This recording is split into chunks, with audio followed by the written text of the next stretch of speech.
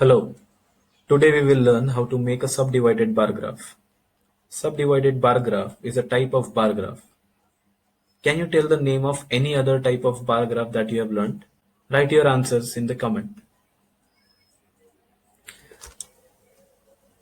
The picture you see on the screen is of a subdivided bar graph. In a subdivided bar graph, each bar is divided into two, three or more parts. When we add the values of these smaller parts, we can find the total, which is shown by the complete bar. The number of students submitting assignments on Google Classroom from grade 7 to 9 is given in the table. Draw a subdivided bar graph to show the data. The table shows the number of students who are submitting the assignments and also the number of students who are not submitting the assignments from grade 7, 8 and 9. There is also a column for total.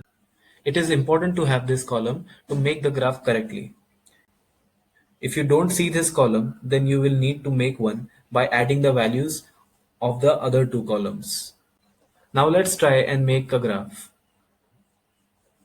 To be able to do that, we will need to follow some steps.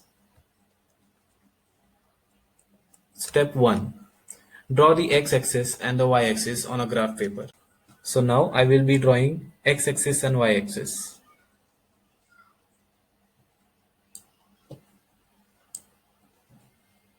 This is my x-axis and this is my y-axis.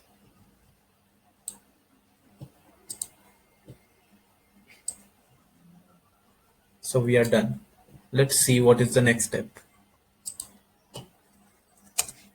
Step 2.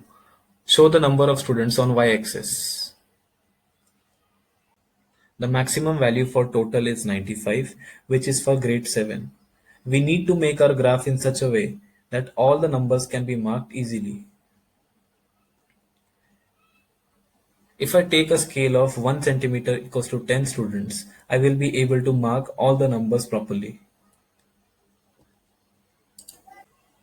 So now you can see that I have marked the y-axis and I have also written the scale at this portion of the screen.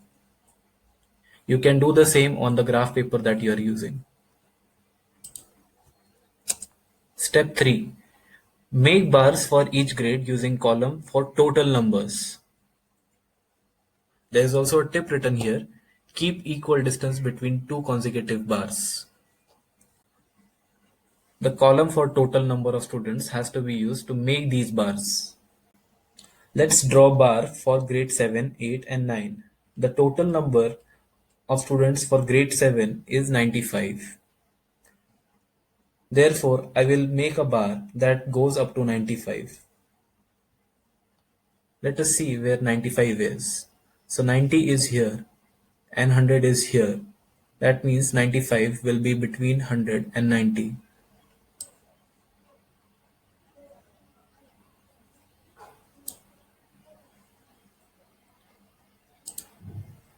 Next is grade 8. The total number of students in grade 8 is 70. 70 is here. So I will make my bar up to 70.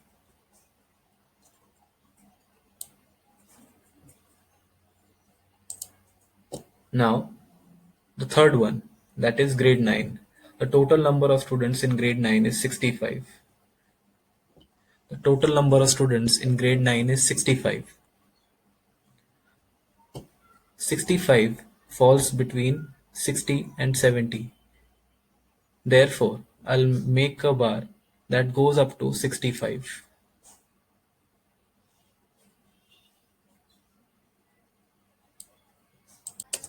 Step 4.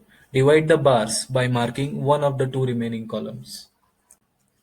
Now we have to mark any one of the two remaining columns. The remaining columns are students submitting the assignments and students not submitting the assignments. I will choose to mark students submitting the assignments. For grade 7, the number of students submitting the assignment is 27.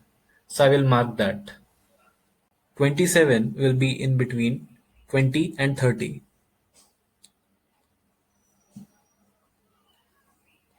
This is the line for 20, 21, 22, 23, 24, 25, 26, 27. So this is the line for 27. This. So I will mark it here.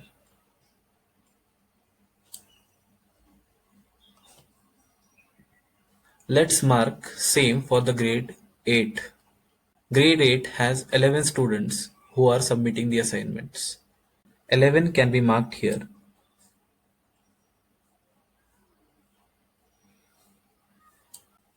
Now let's mark for grade 9. Grade 9 has 18 students who are submitting the assignments. 18 is between 10 and 20. This broad line is for 20. So this one will be for 19 and this one will be for 18. So we'll mark here. Step 5. The remaining part of the bar will represent the number of students not submitting the assignments. So shade the divisions. We just marked the students submitting the assignments from grade 7, 8 and 9. That is, we have marked number 27, 11 and 18. So automatically, the part above this line shows the number of students who have not submitted the assignments.